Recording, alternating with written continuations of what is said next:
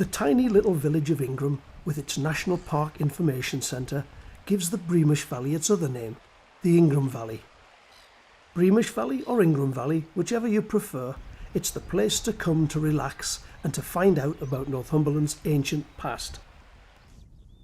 On the hills above Ingram village, I met Paul Frodsham, an archaeologist from Northumberland National Park who knows a thing or two about early settlers in these Cheviot hills. When we started the Breamish Valley Archaeology project here many years ago, this was the first place that we really undertook a major excavation. As it turned out, as we took away the layers of stones, we came across something really very interesting. A Y-shaped monument with an outer skin of water-worn large boulders.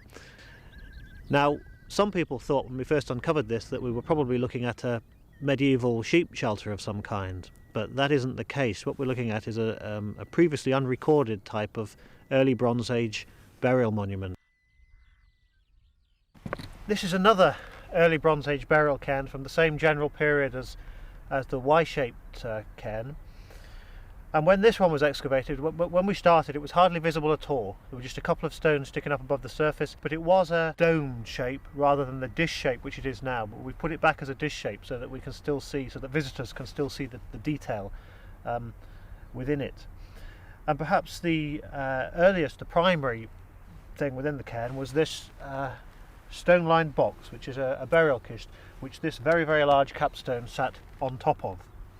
And when this capstone was removed, which took a little bit of effort, within this kist was a very, very nice an early Bronze Age food vessel pot. Beautiful one you'd be quite happy to have on your mantelpiece today. Really nice example. And that went with a cremated burial, which also had some jet beads and some other bits and pieces with it. So a classic early Bronze Age kist burial with food vessel, around about 2000 BC. But aside from all of those, perhaps the single most interesting thing that we found within this particular cairn was just over here.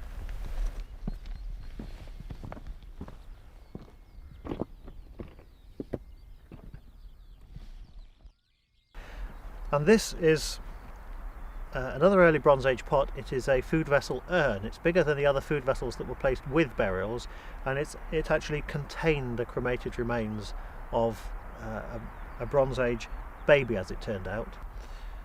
And we've had this burial radiocarbon dated now to, again, around about 2000 BC.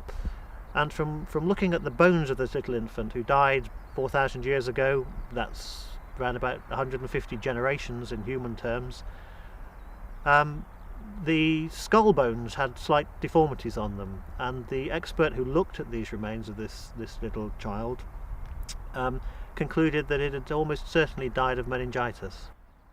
But they took this beautifully made pot, placed the remains after the cremation inside it, presumably tied some sort of lid around the top, and then placed it in a little scoop in the stones of this cairn, and that's where it stayed until we discovered it 4,000 years later.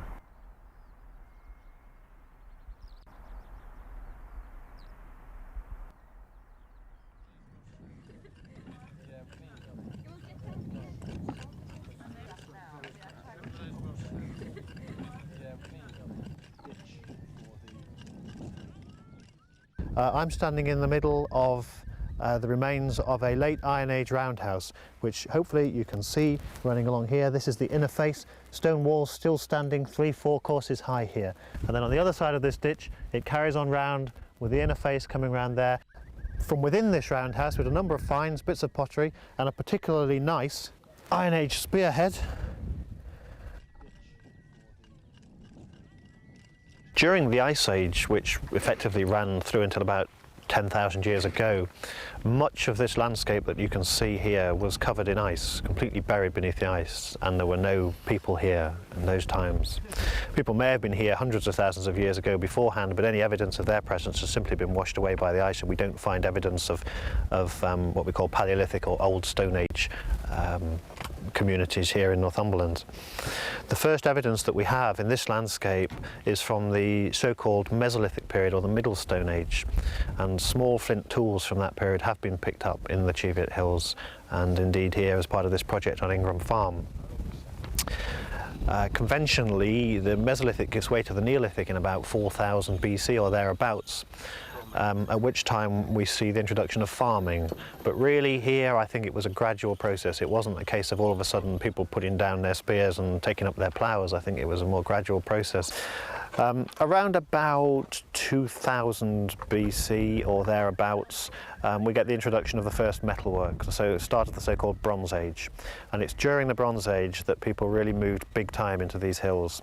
We start to get little villages of roundhouses, associated with them paddocks and fields where crops were grown, where beasts were kept, burial cairns, numerous burial cairns, containing sometimes beautiful pots and flint tools. And we've excavated some of those as part of this project here at Ingram. In about 750, 800 BC, things changed again, and all of a sudden great big defended settlements were built on the tops of the hills. This has never been, previously people had just lived in little villages without worrying about having to defend them. That's possibly linked to a decline in the climate, meaning that there was greater pressure on land, but also for some reason great changes in society, the introduction of ironworking as well as around about this time, hence we move into the Iron Age.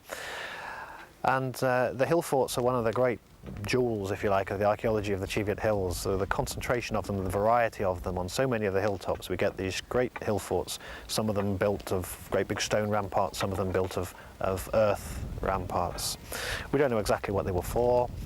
They were probably as much to do with prestige, if the truth be known, as well as to do with strictly defence. We'd call them hill forts, so you get this idea of a kind of a military thing. It wasn't like that at all, I don't think. And then, of course, when we move into the 1st century AD, we get our friends the Romans moving into the picture. And it does seem that there was some sort of interaction between the Roman military and the local population, the farmers who carried on growing crops in their fields and on their terraces. Perhaps they were paying their taxes, their duties to the Roman military. That's something we need to do some more work on. And then come the early 5th century, of course, the Romans departed, and we move into the so-called Dark Ages, about which we know very little, next to nothing in this landscape here. By medieval times, I don't think people were living permanently up in these hills. There are shielings, there are shepherds' cottages, small structures where shepherds probably lived seasonally during the summer months. And here the village of Ingram and many of the other villages in the Cheviots and fringing the Cheviot Hills were certainly here by the medieval times, by the 10th, 11th centuries. People continued to produce crops in the hills, produce sheep in the hills, produce cattle in the hills, but not necessarily to live up in the hills as they had done for thousands of years before. So this is the first real concerted effort to get a hold on the landscape, what was going on at different times and how all these sites fitted together. And I think we really have made substantial progress. Having said that, it really does feel every year that we're just scratching the surface. The hills and valleys of the Northumberland National Park are littered with evidence of elaborate burials that were a feature of life and death 4,000 years ago. On a lonely hilltop, in the middle of a field, on private land a mile northwest of the village of Duddow, stands the time and weather-worn ritual circle of standing stones dating back about 3,500 years.